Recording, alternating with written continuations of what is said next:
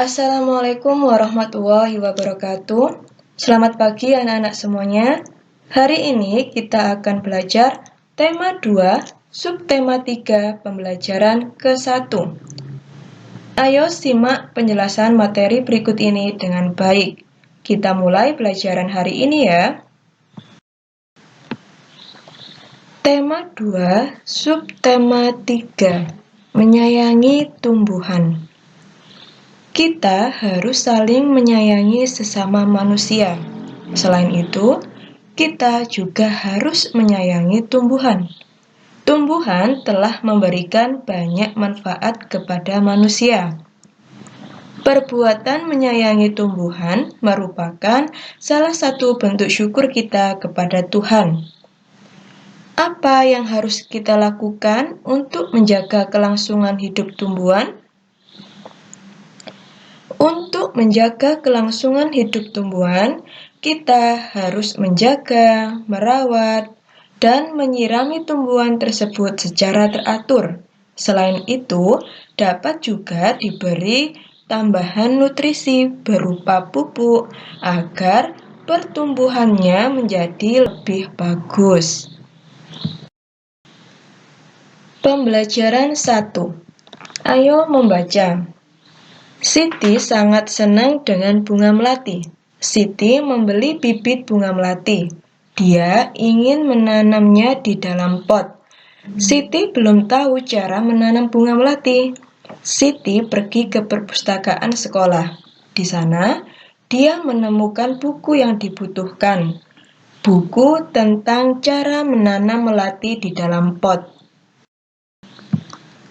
Berikut petunjuk perawatan melati yang Siti baca. 1.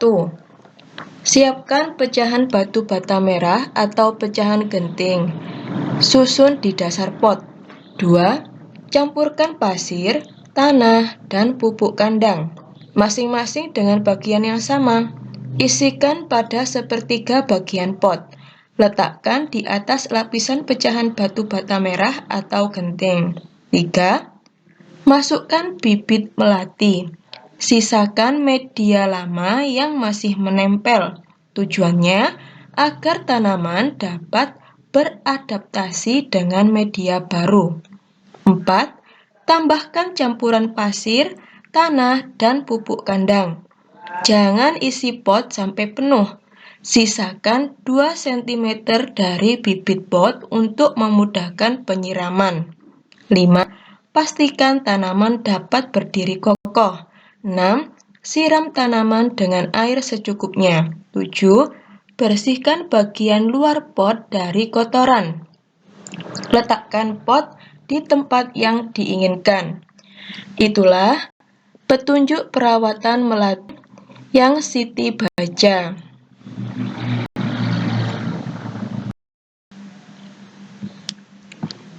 Sekarang, simak teks bacaan ini. Siti ingin mengetahui cara merawat bunga mawar. Ia mendatangi penjual bunga untuk bertanya tentang cara perawatan bunga mawar. Jika kita ingin mengetahui perawatan suatu tanaman, kita harus bertanya kepada orang yang memahaminya. Kita bisa melakukan dengan kegiatan wawancara. Wawancara adalah tanya jawab antara dua pihak, yaitu pewawancara dan narasumber untuk memperoleh data, keterangan, atau pendapat tentang suatu hal. Pewawancara adalah orang yang mengajukan pertanyaan, sedangkan narasumber adalah orang yang memberikan jawaban atau pendapat atas pertanyaan pewawancara. Narasumber juga bisa disebut dengan informan.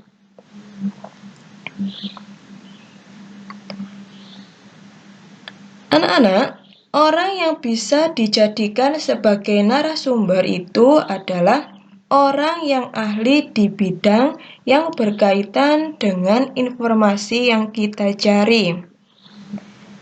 Sebelum melakukan wawancara, kita harus membuat daftar pertanyaan terlebih dahulu. Daftar pertanyaan dibuat dengan menggunakan kata-kata yang tepat.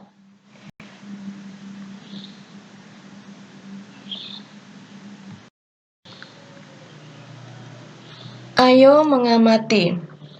Di sekolah Siti ditanam pohon sirih. Sirih adalah tanaman yang tumbuh merambat.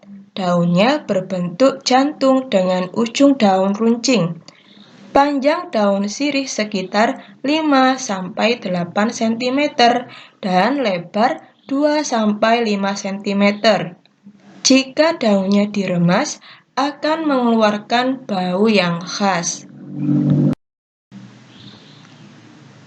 Siti dan teman-temannya akan mengukur panjang pohon sirih. Sebelum mengukur pohon sirih, Siti dan teman-temannya belajar tentang garis bilangan. Sekarang, ayo kita amati bersama garis bilangan di bawah ini. Kita lihat, garis bilangan dimulai dari angka 0.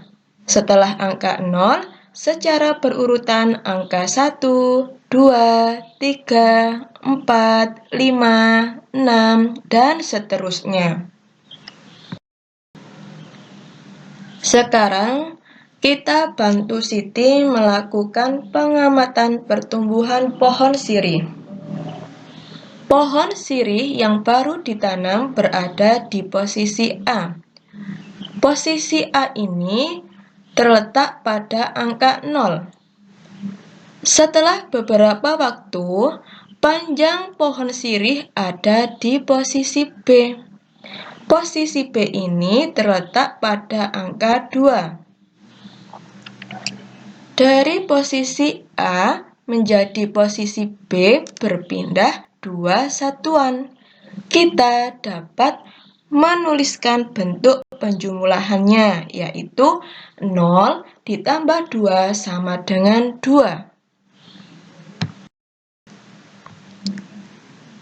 Contoh lainnya, panjang pohon sirih ada di posisi angka 3. Setelah beberapa waktu, pohon sirih bertambah 2 satuan. Sekarang, kita lihat pada garis bilangan. Pada garis bilangan ditunjukkan bahwa posisi awal, yaitu panjang pohon sirihnya berada di posisi A pada angka 3.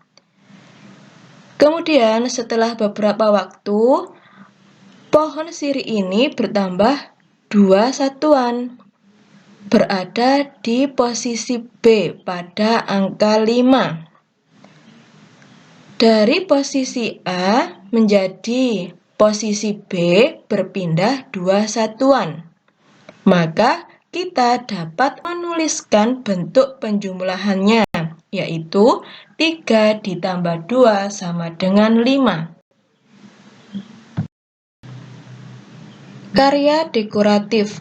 Bagian-bagian tanaman dapat dijadikan ide untuk menggambar motif hias. Sebagai contoh, daun, bunga, dan tangkai.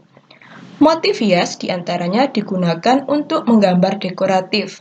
Gambar dekoratif adalah gambar hiasan yang memiliki pola atau motif tertentu. Gambar dekoratif berfungsi untuk menghias atau memperindah suatu benda.